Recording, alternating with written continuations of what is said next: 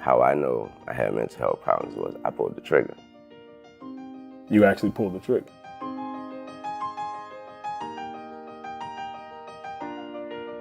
Welcome to Uncomfortable Conversations with Emmanuel Acho. Now, I know most of y'all know this series is a dialogue around race, a much needed dialogue.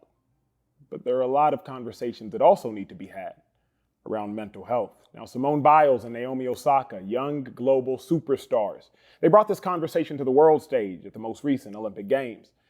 So I'm privileged to be joined by someone who knows all there is to know about being a young global superstar, 5-time Grammy Award winner, but for the sake of this conversation, just a man who struggled with mental health. Wayne, what's up, bro? What up, man? How you doing? All good. All Thank good. you. Man, the honor and the pleasure and the privilege is mine. I got to preface with this because what they don't know is that we don't actually have a relationship, a long-standing relationship. I know you watched the sports show, but then I got a text less than a week ago from you, and you like, hey, let me know when you have 5 minutes. I call you, and you said I wanted to talk. Why you want to be here today? Figuring I can help, hoping I can help anyone else out there who's dealing with any mental health problems by just, like you said earlier, by being vulnerable. Mm-hmm. But to me, I look at it by being brave and stepping up. When did you check the temperature of yourself? When did you realize, you know what? I might have some mental health issues that I have to work through. Oh, I realized that at a very young age. When would you say they started? 13, 14? Young, yeah, as a kid, around 10. Feeling like you, when I was told that I couldn't have what I wanted, what I dreamed of, and what I desired, and that was to rap. Mm-hmm. I was willing to die for it. So many people, they don't know how to classify it. Mental health can play itself out, as you know better than I, as physical pain. It can play itself out as body aches. The world hasn't properly responded to mental health. So what was the moment that you realized, oh no, this is a mental health issue? Once my thoughts got radical and got, to where you got to stop yourself and stop impulse and say, what did you just think again? Or even if you cried yourself to sleep with that thought on your mind and wake up the next day and be like, I cannot believe I was thinking like that. Thoughts like what? Thoughts like killing yourself. You thought about killing yourself? Well, actually, when I was 12 years old, school year was kind of ending. So what the school was doing was they was giving us half days on a Thursday and a Friday. It may have been a Wednesday as well, but what I would do was just tell my mom that I only had a half a day on one of those days. So therefore I stayed out the rest of the whole day, just like it was a full day. She found out. And so when I got home, on that thing, it was that Friday, whatever, I got home, got a phone call from my aunt, was like, she found out, boy, you about to get your ass kicked, and all that rapping and all that, she about to take that rap folder, she about to throw that shit away, she about to, and I was like, wow, so all that had built up to me, so that was a build up. I just listened to my aunt, like, I hear you, because she was, she was like, boy, you about to get your ass, when she get home, your mama take it, so she actually said, she was like, she's taking off. Hung up the phone, thoughts everywhere, thoughts everywhere. Main thought was, I'm gonna show you. What were you gonna show her? So I picked up the phone, I called the police. Yes, I knew where she kept her gun. And it was in her bedroom. And so I went in her bedroom, grabbed the gun. I already made the phone call. Looked in the mirror, did like that. Of course, it was like, oh no. Cause I got a little too scared, that was my head, like, no. But then I said, fuck it. Biggie was on. I'm looking in the mirror, so you could look through the mirror, and the television was behind me, so I was watching the video through the mirror. One More Chance was on, and I think Biggie was already gone or something, so I was just looking, and it was like, you know what? Start thinking again, had to get myself mad, and notice that I didn't have to. That's what scared me. How I know I had mental health problems was I pulled the trigger. You actually pulled the trigger? Yeah, I pulled the trigger. Where'd you shoot? In my chest. Didn't feel a thing from my heart, and didn't feel a thing though. So I wasn't going through any pain. It was a shock. I woke up to the police knocking, and that's what woke me up. Mind you, the walls, the ceilings and the walls were white like this. So when I'm on my back, when you're looking up, my eyes probably were open the whole time. I didn't know. I probably had to click and click. As a kid, all you remember is you see when you die, you're gonna see the white and you're going to heaven. Well, I thought that was the white the last one. The God I did. And so then that's when with that knocking woke me up out of that. The knocking, they kept knocking, but then they stopped. And once they stopped knocking, I said, okay, they must have left. It took too long. It took too long for it meaning death. It took too long. So I was still just laying there. I didn't feel a thing. I said, shit, I said, I'm here for a reason. Had on like my little school shirt, so therefore it was cotton and we had wood floors. So I'm saying that to say, because of the blood was pouring out of my chest so much, that it made it easy for me to slide with my shirt in the wood across the floor. I made it all the way there. Only energy I had left was to kick the door. And I start hearing them go crazy, like someone's in there, someone's in there. So when they start knocking the door though, I'm right under the door. I'm like, well, shit, they gonna kill me with the door. And so when they knocked the door, that's when I found out, my first time found out what off the hinges or hinges is, because they knocked it off the hinges. And so boom, and they picked it up. They saw me, they as in the cops, they saw me just jump clean over me and went through the house talking about, I found the drugs, I found the gun, I found it. And so I'm doing all that. And so it took a guy named Uncle Bob. And he ran up there. When he got to the top of the steps and saw me there, he refused to even step over me. One of them yelled like, I got the drugs. And that's when he went crazy. He was like, I don't give a fuck about no drugs. He's like, do you not see the baby on the ground? And funny that I was spitting all in his face, blood, everything. All I was trying to tell him was, I'm not a baby. Because he kept, do you not see the fucking baby on the ground with this hole in his chest? He was screaming at him, and it was like, I guess I didn't know he was, so he must have been the sheriff of boss, because they all came out the other rooms like, oh, sorry, boss, we called the ambulance. Or he's like, I don't give a fuck, do you, like, so he called like one of them names, last name.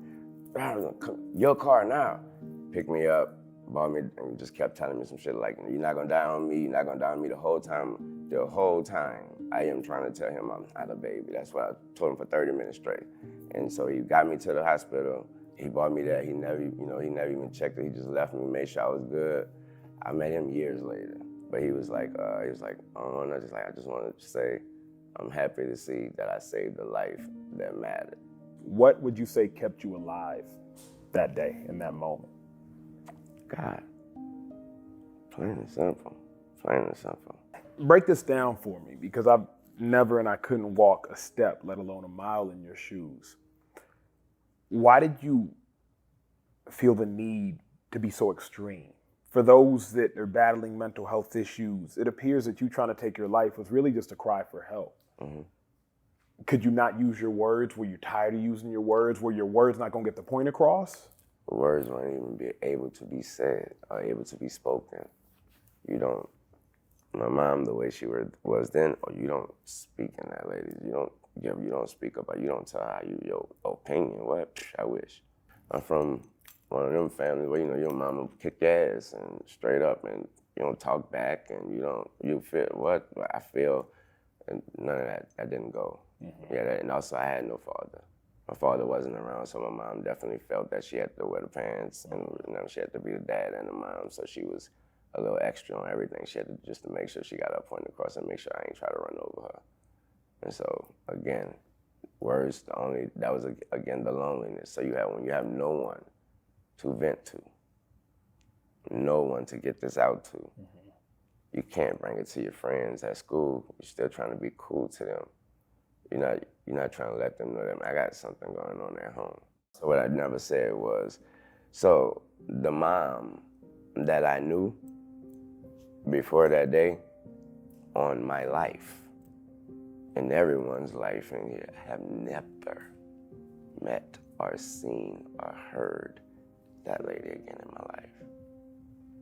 So I didn't die that day, but somebody was gone she's never been that way. So as far as the parents out there, obviously that was an eye-opener for her. And what she decided to do was, I'll let my flower grow. Got you. So that incident changed her. Everything. Changed life for her, I, and our whole family. Man, well, I appreciate one, the vulnerability, bro. I appreciate the bravery. I appreciate the transparency. I appreciate the honesty, because I can't imagine how hard that must have been. Let's transition down the timeline of your life, because that was 12. By 18, 19, 20, 21, you were now a mega star. That's when your boy fell in love with your work. Appreciate that. As you got more popular, as you got more loved, did the mental health issues go away? They didn't go away, but they came in a different. Obviously they come in a different way because of the maturity. So of course they're gonna hit different. They're gonna actually hit harder. How so? Because what can truly hit harder than an individual wanting to take their life? That thought never came. Other than that, man, just being alone all the time. You know, my grandmother raised me. Rest in peace, Mercedes Carter. She raised me. So with that said, I always had time to myself. I'm always in the back room somewhere alone with myself, and too much time to think and too much time to compare. How could you be that popular but still feel alone? When I say alone, I mean, again, when those doors close. When the lights come after the thank you, you got the homies, then you get to the bus, and then, y'all boys good, blah, blah, blah, whatever, and then them doors close. And there's nobody that no one know you. And then again, you create these things, and here again, it's mental health. Because none of these perspectives or none of these opinions or decisions or things you're thinking or thoughts may be true at all. It's what you create in here because of your situation. And again, so you start to think, well, do anyone actually care? Will it matter when it's all over? Will I matter? And that's always the question. Well, will you matter when it's all over? Will you matter? Not the things you've done, the things you've done for everyone else, but will you actually matter to them, but most of all to you? At the height of you being a star, what was the lowest point of your career? Not being able, that's a good question. When I was going through this situation with my record label, and they wouldn't allow me to put an album out or put any music out. So when you compare that to whatever my mental health problem, my problem was back then, it was because I wasn't being allowed to do this, to be productive and be creative and to feel that I would love to do so. So as an adult, the lowest point of your career was your label not letting you put music out. How bad did that hurt you? What did that do to you mentally? My reaction or my actions that I wanted to take was quit. I wanted to retire. Now, when you were 12, the thought of not being able to do music led to self-harm. But now when you were closer to what would have been 32, you had a healthier response, of course, to not being able to do music. Yeah. How or why were you able to have a healthier response? When I know that this is a dream again, I can never be too greedy. So I started looking at it that way, like, you know what, this is your sign, this is all it is. It's your sign saying that you've done enough, you've been blessed, over blessed. And so, that's it. You walked in from the moment we dapped each other up, you were in a good mood. Where are you now with your mental health? Are you happy with where you are now? Actually, I'm so happy. Thank God. And it's simply because of being able to do what I love. And that's be productive and put some music out and help some people put music out and help people along the way. That's what I love. That's who I am. I guess simple, cliche, that's who I was born to be. Mm-hmm. What do you do, bro, on a daily basis? Is there anything outside of music to make sure you stay in check? Is it therapy? Is it meditation? Is it prayer? What do you do to make sure you stay happy with where you are? I pray every single day. And I think I've said that a zillion times already since I pray a lot. That comes from my grandmother. And she just made me, you're going to pray regardless. And even if you don't know it, you're too young to know what you're praying for, you're going to pray. What do you wish people knew about mental health? What I wish they knew is that it's real. That is real. And there is no bar to measure how real. It's real. And so it's so real that if someone even have the guts, the heart, the bravery, whatever, to at least admit that they have something going on up there that they're not sure about, it's so real that we should only react in the realest way possible. We should remember it's not considered. And if you are a parent of a kid with a mental health problem or something, you think, like I say, even if you think, react with the realest reaction. I ain't saying be like my mom, but all I know is from that day forward, I've never seen or met that lady again. That was the realest reaction she could have gave me. What would the adult Lil Wayne say to the 12-year-old young man before he tried to pull the trigger and end his life? What would you say to that young man?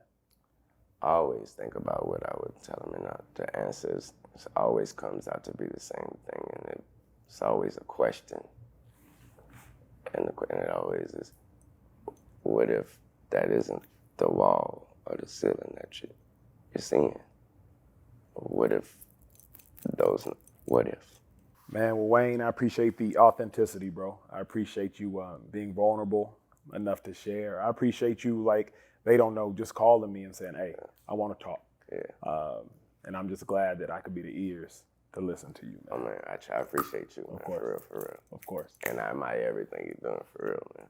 Thank y'all for tuning in to another episode of Uncomfortable Conversations with Emmanuel Acho.